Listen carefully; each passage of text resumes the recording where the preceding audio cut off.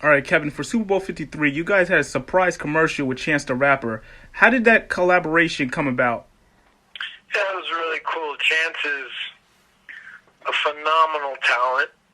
I just love everything he does. And we got, I'm trying to remember, management said, hey guys, Doritos reached out to us, want to know if we're interested in doing a collaboration with Chance the Rapper for a Doritos commercial for the Super Bowl. And we're like, a Super Bowl commercial? Are you kidding me? Absolutely. I love Super Bowl commercials. That's half the fun, watching all the crazy, funny, neat things that people come up with for their ads that they're paying, I don't know, $1 million a second Yeah. for their ad campaign. So they're like, there's a couple of other artists that they're considering as well. So we'll let you guys know. And then they're like, Chance is excited to do this collab with you guys. Here's the treatment. What do you guys think? And we made a couple of tweaks here and there to beef it up and make it even more fun and outlandish. And Chance did the remix on our song. He produced it and did it. And then we went in one day and shot it. And we had a lot of fun. And Chance is an amazing, talented young man. And it was a blast. And we were honored to do that as well. So it's been pretty cool that we've been able to participate in some Super Bowls in the past like we have. Hey Ed, how's it going? Hey, going good, man. Excited for a big Super Bowl this Sunday. Oh yeah, run it back. Definitely, man. Thank you for taking the time to speak with us. And I know you're such a huge Chiefs fan that we just had to get you on the site some way. And it's like I said, we're thankful for the time. I appreciate you having me. I just want to start from the beginning. When did you first become a Chiefs fan? Well, growing up in Kentucky, we didn't have a pro team to root for. We still don't have a pro team to root for. So, I just kind of rooted for my favorite players. Some of my favorite players were like Tony Dorsett growing up, and Howie Long, and then of course Joe Montana, Marcus Allen. Actually, that's the number I wore, number 32, playing football in high school. So when Montana came over to the Chiefs and Marcus Allen, I believe it was 93. When that happened, my girlfriend at the time was a Kansas City girl. We started dating in 92. Fast forward 20 years later, and she's my wife, and we have 2 boys. And so she's from Shawnee Mission, Overland Park, Kansas, and she went to school at Shawnee Mission Northwest. So she's a Kansas City girl. She grew up going to the Chiefs games with her family. Her dad was a season ticket holder. She was running around there in the 1970s at Arrowhead, growing up as a kid. And so I married into the Chiefs. And ironically, Marcus Allen and Joe Montana had come over, and it was a perfect fit. And I've been a fan ever since, all the way through Derek Thomas, Tony Gonzalez, Priest Holmes, all the greats, Will Shields, all those guys that were there, Trent Green, Larry Johnson, who was the guy that always ran back all the punts? Dante Hall, the human joystick. Yeah, Tamba Ali, all the greats. So I'm excited that we have the combo of Andy Reid and Patrick Mahomes and all the great weapons we have now with Clyde Edwards-Helaire coming on, and Tyreek Hill and Travis Kelce, and we have a defense now that kind of put us over the edge when when we got Spagnuolo and upgraded our defense, and so just proud of this team, excited for them, and the future is very bright for a long time in Kansas City. So, and my wife and I went to the Super Bowl last year. Nice. It's the first time I've been in a championship environment like that where I was invested, and I grew up in Kentucky, so we have a rich tradition of national championships in basketball.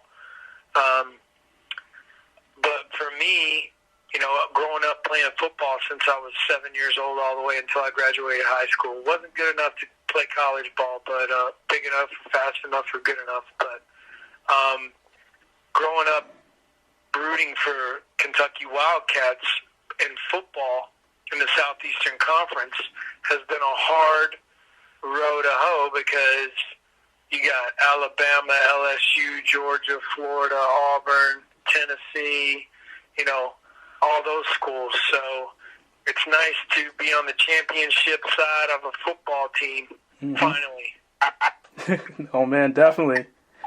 And, I'm usually my next question would be, what would be your favorite moment of all time? I have to assume it was last year's Super Bowl win.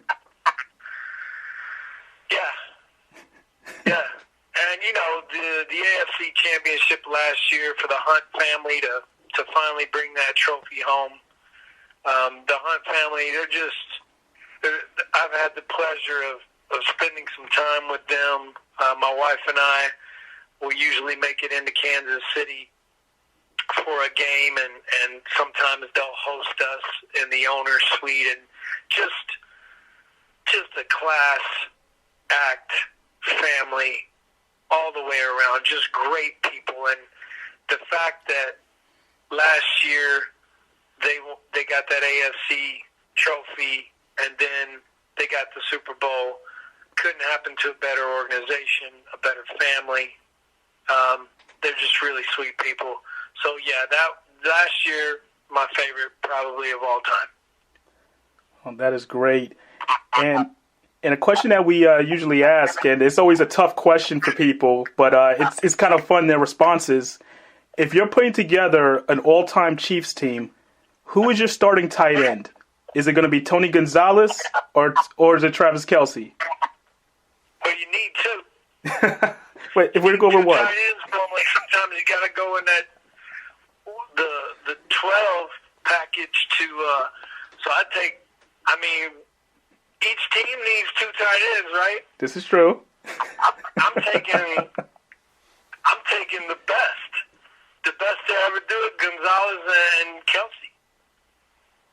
Okay, I like that. You're not going to choose one over the other.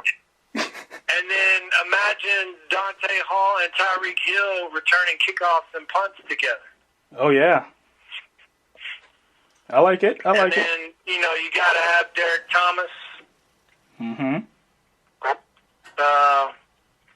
For the hard yards, you got to have Priest Holmes. Always. One of the best to ever do it. Justin Houston was awesome as well. Will Shields on the O-line. Mm-hmm.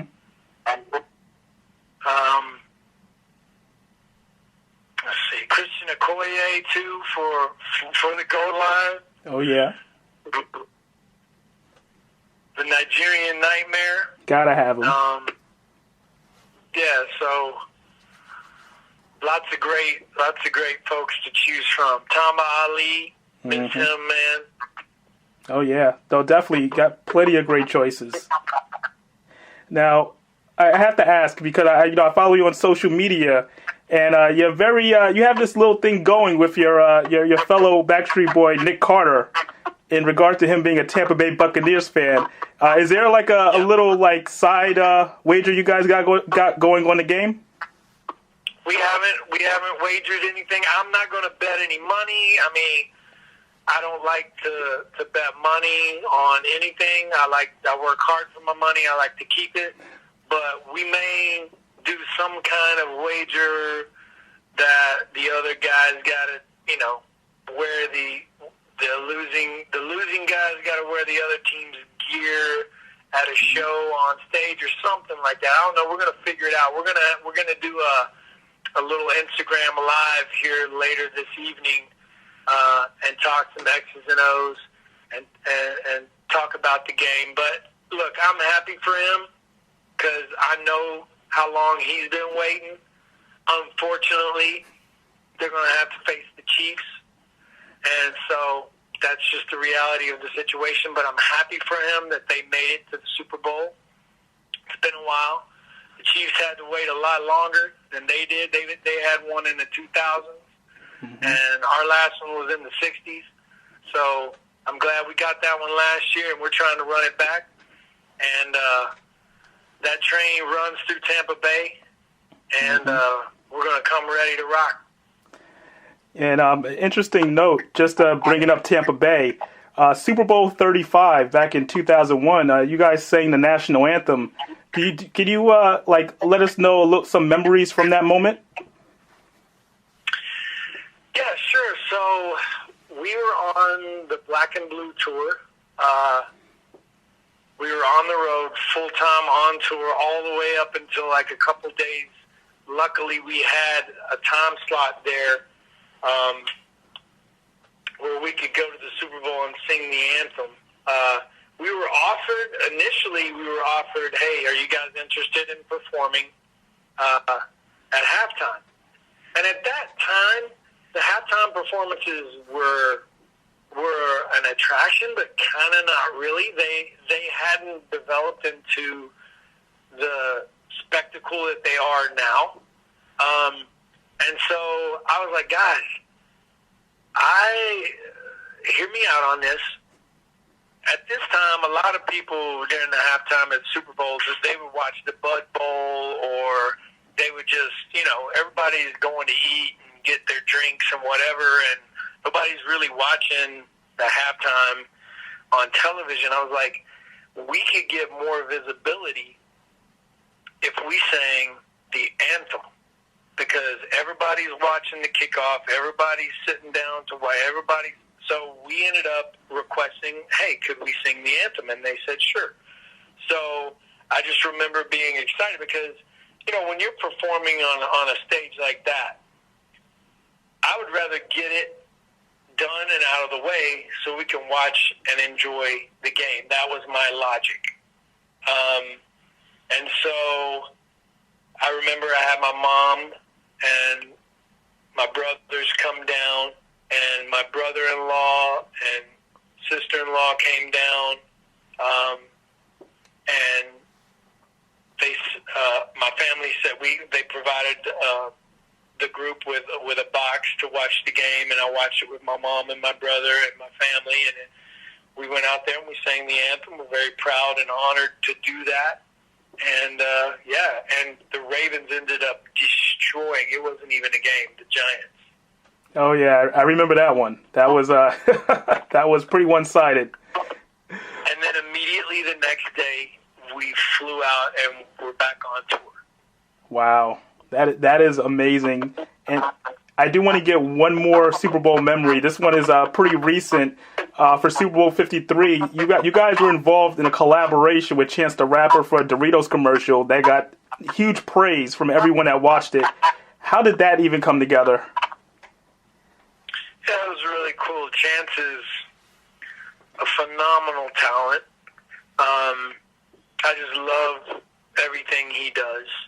And we got, I'm trying to remember, management said, hey guys, Doritos reached out to us, want to know if we're interested in doing a collaboration